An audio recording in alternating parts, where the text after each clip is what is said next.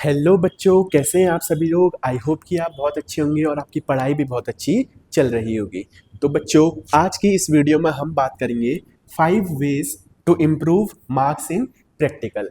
अब आप सभी के प्रैक्टिकल एग्जाम्स आ रहे होंगे और आज की इस वीडियो में हम देखेंगे कि उन प्रैक्टिकल एग्जाम्स में आप कैसे अच्छे मार्क्स सिक्योर कर सकें और यानी कि एग्जामिनर को हम कैसे इम्प्रेस करें कि वो हमें 20 out of 20 they they economics, business और अकाउंट्स में।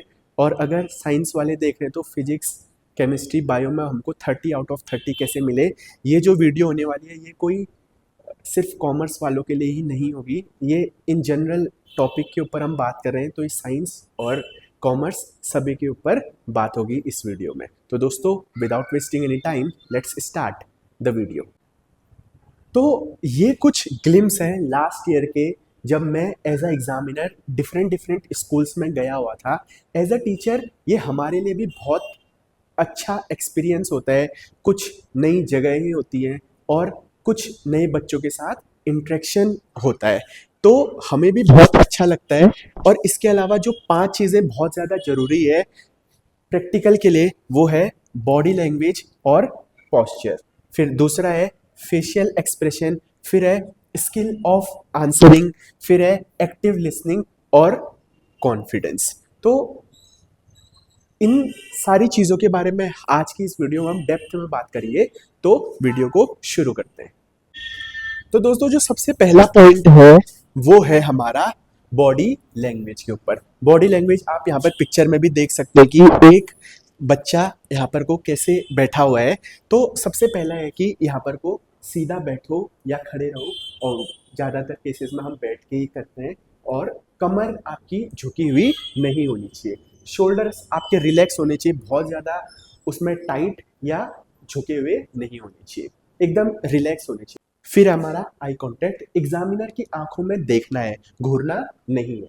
फिर है हाथ शांत रखो, बार बार हिलाना, और जेब में पॉकेट में तो हाथ बिल्कुल भी नहीं होना चाहिए। चेहरा एकदम कॉन्फिडेंट होना चाहिए, हल्का सा और नॉर्मल सा स्माइल, एक जेंटल सा स्माइल होना चाहिए और चेहरा आपका एकदम कॉन्फिडेंट लगे। अब जो दूसरा हमारा पॉइंट है यहाँ पर को आता है वो है एक्टिव लिसनिंग। आप यहाँ पर को देख भी सकते हैं कि लड़की है और यहाँ पर को मैं हूँ, एकदम एक्टिव लिसनिंग का one of the best picture है। इसमें कुछ कुछ पॉइंट्स हैं जो कि बहुत ज़्यादा इंपॉर्टेंट है। बीच बीच में एग्जामिनर को इंटरप्ट आपने नहीं करना है। Head nod, yes sir ma'am जैसा रिस्पॉन्स करना है, बीच बीच में आपको इंटरप्ट नहीं करना है। स्पीकर की बात समझनी है, ना कि सिर्फ सुनना है, बात को अच्छे से समझनी है। और फिर क्लियर रिप्लाई या क्वेश्चन पूछना है, क्लियर, एकदम क्लियर चीज़ें होनी चाहिए।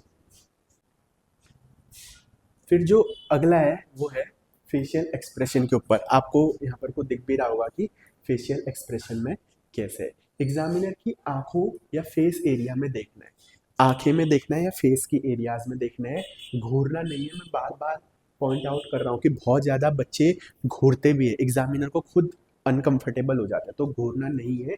एकदम नेचुरल फेस, एकदम नेचुरली आपको उससे कन्वर्सेशन करनी है। बात करते वक्त आई कांटेक्ट, आई कांटेक्ट की बार बार बात होगी। आई कांटेक्ट हमारा बहुत ज़्यादा जरूरी पॉइंट है। फिर है नॉर्मल और काम फेस रखना है, ज़्यादा सीरियस या ओवर स्माइल नहीं करनी। स्माइल करनी है तो एकदम जेंटल से स्माइल, बहुत ज़्यादा दांत फाड़ने की ज़रूरत नहीं है। लाइट स्माइल कॉन्फिडेंस दिखाता है, कॉन्फिडेंस बहुत ज़्यादा जरूरी है आपके प्रैक्टिकल में। फिर अगला है यहाँ पर को कॉन्फिडेंस।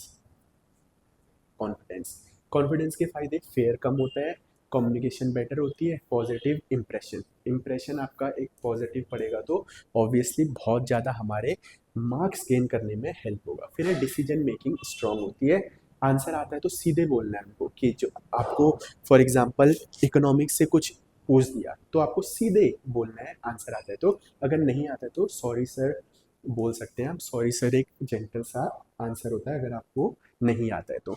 फिर है स्किल ऑफ आंसरिंग, ये हमारी लास्ट स्किल भी कह सकते हैं हम। और वैसे तो बहुत सारी चीज़ें हैं, बट स्किल ऑफ आंसरिंग को भी पहले शुरू होता है क्वेश्चन ध्यान से सुनना है। क्वेश्चन अगर आप ध्यान से सुनेंगे तो बहुत आपको चीज़ें समझ में आएंगी, जिसको हम एक्टिव लिसनिंग भी बोलते हैं। फिर है दूसरा, 2 सेकंड सोच कर बोलना है। ये ऐसा नहीं कि एग्जामिनर ने क्वेश्चन पूछा और आपने सीधे छट से आंसर दे दिया, नहीं।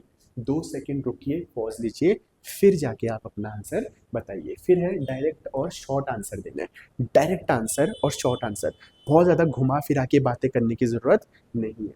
फिर है क्लियर वॉइस में बोलना है, और गलत लगे तो पोलाइटली करेक्ट करना है। ये सारी चीज़ें आपको ध्यान रखनी है।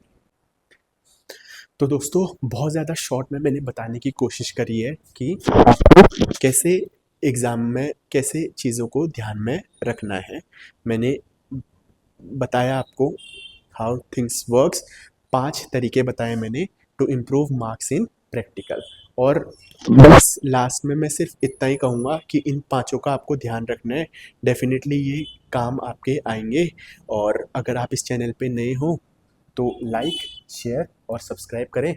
एंड डेफिनेटली आपको प्रैक्टिकल अच्छे से देने हैं, फिर उसके बाद आपके बोर्ड्स एग्ज़ाम भी है। So all the very best for your examination, और अच्छे से करना है। बाकी कोई भी डाउट हो तो कमेंट सेक्शन ओपन है, वहाँ आप अपना डाउट पूछ सकते हैं।